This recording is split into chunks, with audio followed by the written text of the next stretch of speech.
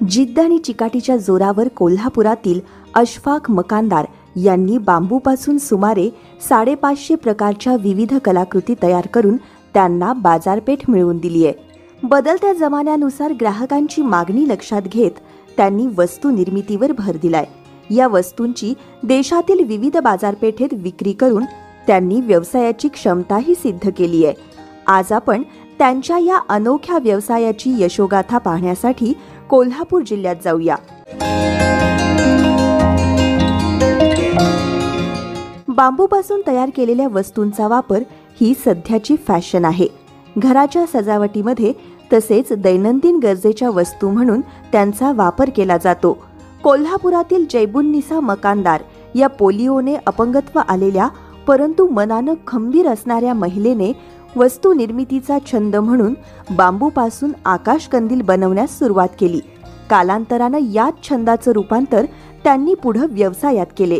1987 साली अवघ्या 13 आकाशकंदीलपासून सुरू झालेला त्यांचा हा व्यवसाय आज बांबूपासून 550 प्रकारच्या विविध कलाकृती बनवण्यापर्यंत पोहोचलाय। याची सुरुवात खूप छोट्या ह्याच्यापासून झाली। आमची आई अपंग होती आणि तिला खूप हस्तकलेचा शौक होता आणि त्याच्यामध्येच एक दिवस असं आम्हाला कळालं की कोल्हापुरामध्ये हस्तकलेच्या बांबूच्या क्लास आला आहे आणि आईने क्लास जॉईन केला। हळूहळू शिकत आकाशकंदील आणि बाकी छोटे आयटम असे करायला चालू केले। तो काळ होता 1987चा। त्यावेळी प्लास्टिकला वगैरे खूप मागणी होती आणि बांबूचे नवीन प्रोडक्ट बघून लोक तेवढे काय इंटरेस्टेड नव्हते। पहिल्या वर्षी 13 लॅम्प बनवले होते आणि वाढत 2005 पर्यंत आम्ही साधारण 15,000 लॅम्प वर्षाला बनवत होतो। मकानदार यांच्या बांबूच्या वस्तूंच्या व्यवसायाची उलाढाल आज हजारो रुपयातून तब्बल 4 करोड रुपयांच्या घरात पोहोचली आहे। सध्या जैबुन्निसा यांच्या पश्चात त्यांचा मुलगा अशफाक व्यवसायाची जबाबदारी सांभाळत आहे। इंजिनिअरिंग सोबत MBA केलेल्या अशफाक यांनी आईच्या या व्यवसायात आपल्या शिक्षणाचा पुरेपूर वापर करत मोठी वृद्धी केली आहे। कंदील बनवत असताना हा व्यवसाय केवळ दिवाळीपुरताच मर्यादित होता, त्यामुळे वर्षभर काम करून देखील कमाई मात्र दिवाळीतच व्हायची। ही बाब लक्षात आल्यानंतर अशफाक यांनी बांबूच्या इतर वस्तूंच्या निर्मितीवर भर देत सीझनेबल व्यवसायाचे पूर्णवेळ व्यवसायात रूपांतर केलंय।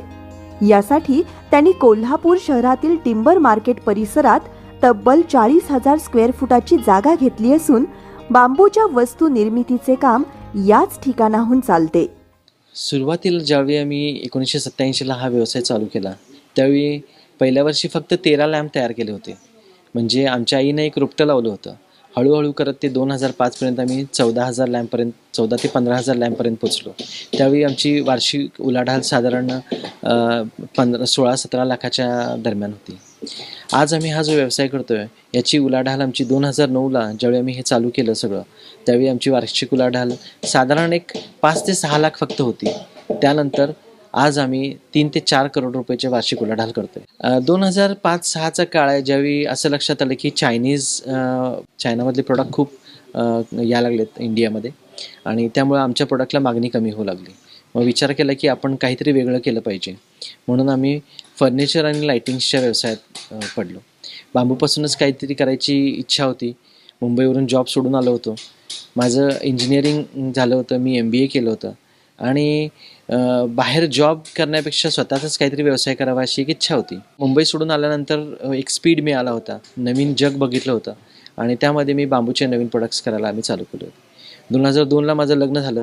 माझी मिसेस, मी आणि आमचे वडील तिघं मिळून आम्ही हा व्यवसाय सुरू केला आणि हळूहळू आकाशकंदील जो सीझनल बिझनेस होता, फक्त दिवाळीलाच माल आमचा खपायचा, वर्षभर काम करायला लागायचं, तो आम्ही कन्वर्ट करता हळूहळू डे टू डे ॲक्टिव्हिटीज किंवा डे टू डे खपणाऱ्या वस्तूंवर कॉन्सन्ट्रेट करायचा प्रयत्न केला आणि त्यामधून बांबूचे फर्निचर, बांबूचे बेड, बांबूचे सोफा सेट, बांबूचे लाइटिंगचे आयटम, बांबूचे हँडीक्राफ्ट याच्यामध्ये आम्ही काम करायला सुरू केली।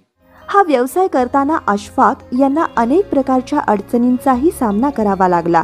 अशफाक यांच्या मते बांबूच्या उत्पादनांना लाकडी वस्तूंच्या तुलनेत ग्राहकांकडून त्वरित पसंती मिळणे कठीण असते, त्यामुळे बांबूच्या वस्तूंबाबत ग्राहकांना चांगल्या प्रकारे पटवून द्यावे लागते। या उत्पादनांच्या किमतीही ग्राहकांना महाग वाटतात। तसेच बांबूची उत्पादने दीर्घकाळ टिकतात का याबाबतही शंका असते. तसे पाहायला गेले तर योग्य त्या प्रक्रिया केल्यानंतर बांबूच्या वस्तूंची लाईफ 60 वर्षांपर्यंत वाढते. त्यामुळे जंगलतोडीच्या आजच्या युगात इको फ्रेंडली बांबूच्या वस्तू अधिक फायदेशीर ठरतात. खूप काही अडचणी आल्या. जसं मुंबई पुण्यातल्या लोकांना इको फ्रेंडली वस्तू तर पाहिजेत, पण बांबूपासून अशा काही वस्तू होतात हे माहीतच नव्हतं. त्यांना फक्त बांबू माहिती असायचा, तिरडीचा बांबू आणि गुढीपाडव्याचा बांबू. त्यामुळं आपला 4 इंचाचा किंवा 5 इंचाचा बांबू असतो हे लोकांना माहीतच नव्हतं. त्यामुळं मुंबई पुण्यात मार्केट असूनसुद्धा आम्ही वस्तू विकू शकत नव्हतो, कारण त्यांना बांबू हा माहीतच नव्हता. ते बांबूला सुद्धा लकडी म्हणायचे आणि लकडीचे फर्निचर किंवा लकडीचे लॅम्प असा उल्लेख करायचे. त्यामुळे मार्केट असूनसुद्धा आम्हाला मार्केटिंग करणं किंवा ग्राहकापर्यंत पोचणं खूप अवघड होत होतं. नंतर आम्ही ऑनलाईन सेल चालू केला. त्यामध्ये ॲमेझॉन, पेटीएम, फ्लिपकार्टवर विकायला सुरू केलं आणि त्याला खूप छान मागणी मिळाली. आकाशकंदील पण होते, ते पण आम्ही ठेवले. छोट्या बचत गटाकडून काम करून घेऊन आम्ही साधारण मुंबई, पुण्याला आणि दिल्ली आणि बेंगलोरला माल पोचवू लागलो. आज माझं 5 राज्यामध्ये मटेरियल जाते आहे. आमची मार्केटिंग एक्झिक्युटिव्हची टीम असते जी 5 राज्यामध्ये फिरते. आम्ही बऱ्याच आर्किटेक्ट लोकांबरोबर काम करतो, मोठे मोठे स्ट्रक्चर करतो. 2019मध्ये आम्हाला आदित्य बिर्ला ग्रुपने एक मोठा चान्स दिला आणि आम्ही झारखंडमध्ये एक मोठं बांबूचं पॅव्हिलियन आणि 2 कॉटेजेस असं माइन्स रिस्टोरेशन प्रोग्रामच्या अंडर काम केलं आणि ते खूप नावाजण्यात आलं. शेतकऱ्यांकडून किंवा व्यापाऱ्यांकडून अशफाक बांबू विकत घेतात. लोकल मार्केटमध्ये अशफाक यांना ठराविक जातीचेच बांबू मिळतात, तर काही बांबू आसाममधून विकत आणावे लागतात. विकत आणलेल्या बांबूवरील गाठी काढून तो घोळून घेतला जातो. नंतर बांबूला ठराविक ठिकाणी ड्रिल करून कीड लागू नये यासाठी व्हॅक्यूम प्रेशरमध्ये औषधी प्रक्रिया केली जाते. प्रक्रिया केलेल्या बांबूचे पाहिजे त्या आकारानुसार तुकडे केले जातात. त्यानंतर पॉलिश करून तयार झालेल्या वस्तूंना गरजेनुसार रंग दिला जातो.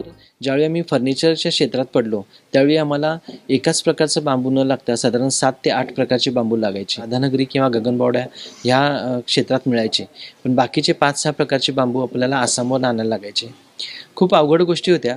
आसामवरून नॅचरल मटेरियल आणणं की जे डिके होतं, जे खराब होत जातं आणि त्याला काही स्पेसिफिकेशन्स वगैरे नसायचे आणि ते मटेरियल आणणं खूप अवघड होतं. साधारण आम्ही महिन्याला 1 ट्रक बांबू आसामवरून मागवतो. बांबू साधारण 1 ते 1.5 लाखाचा असतो आणि त्याला ट्रान्सपोर्टेशन कॉस्ट 1.5 लाख रुपये येते. ही गोष्ट बाब लक्षात घेऊन आम्ही असा विचार केला की आपण स्वतः बांबूची शेती का करू नये. प्रॉब्लेम हा येत होता की बांबू पहिल्यांदा लावल्यानंतर साधारण 5 ते 6 वर्षानंतर पहिला कटिंगला येतं आणि त्यानंतर दरवर्षी पुढची 60 वर्ष येत जातं आणि तेवढा पिरियड ना आमच्याकडे होता ना शेतकऱ्यांकडे होता. त्यामुळे शेतकऱ्यांकडे आम्हाला जो पाहिजे तो बांबू इथं मिळत नव्हता. त्यामुळे आम्ही सध्या तरी बांबू आसामवरून आणतोय. आत्ता आम्ही रिसेंटली अनुस्करा भागामध्ये साधारण 100 ते 150 एकर शेती घेतोय आणि त्याच्यामध्ये आपण बांबू प्लांटेशन आणि तिथे बांबूची मोठी इंडस्ट्री टाकायचा आमचा प्रयत्न चालू आहे. अशफाक यांच्या मते बांबू देखील एक प्रकारचा कल्पतरू आहे. बांबूच्या वस्तू निर्मिती करत असताना त्याच्यापासून निघणाऱ्या काडी कचऱ्यापासून देखील विविध प्रकारच्या वस्तू तयार केल्या जातात. त्यामुळे बांबूचा एक तुकडाही वाया जात नाही. परिणामी मिळणाऱ्या उत्पादनात चांगली वाढ होते. नारळाच्या झाडाला आपण कल्पतरू म्हणतो. मला आवडेल आपण बांबूला त्याच्यापेक्षाही काहीतरी चांगली उपमा देऊ शकतो, कारण बांबूचं प्रत्येक गोष्ट कामाला येते. ज्यावेळी बांबू हार्वेस्टिंग करतो किंवा कटिंग करतो त्यावेळी बांबूच्या बाजूच्या ज्या काड्या असतात त्या काड्यापासून आपण स्ट्रॉ तयार करू शकतो, जी स्ट्रॉ साधारण 6 ते 15 रुपयाला होलसेलमध्ये विकली जाते. बांबूचा जो पाला असतो त्या पाल्यापासून आपण बांबूच्या पाल्याचा चहा बनवू शकतो किंवा बांबूच्या पाल्याचं आपण कंपोस्टिंग करून गांडूळ खत किंवा ग्रीन गोल्ड बनवू शकतो. बांबूच्या ज्यावेळी गाठी पडतात त्या गाठीपासून आपण काहीतरी कोळसा तयार करू शकतो. बांबूच्या कोळशाची किंवा ॲक्टिव्हेटेड चारकोलचे साधारण 150 प्रोडक्ट्स तयार करू शकतो आपण. बांबूचा भुसा पडतो त्या भुसापासून सुद्धा आपण बरेच प्रोडक्ट तयार करू शकतो. जसे बांबूचं प्लास्टिक तयार करू शकतो, बांबूचे यूज अँड थ्रोचे काहीतरी प्रोडक्ट्स तयार करू शकतो. असं बांबूच्या प्रत्येक गोष्टीचे आम आणि गुटले की दाम या पद्धतीने आपण बांबूचा पुरेपूर वापर करून घेऊ शकतो. एकूणच अशफाक यांनी बांबूपासून विविध वस्तू तयार करण्याच्या व्यवसायातून शेतकऱ्यांना करोडो रुपयांच्या आर्थिक कमाईचा मार्ग दाखवला आहे. यातून प्रेरणा घेत बांबू शेती करणाऱ्या किंवा नव्याने शेती व्यवसायात येणाऱ्या तरुणांनी वाटचाल केल्यास नक्कीच चांगले यश मिळणार आहे.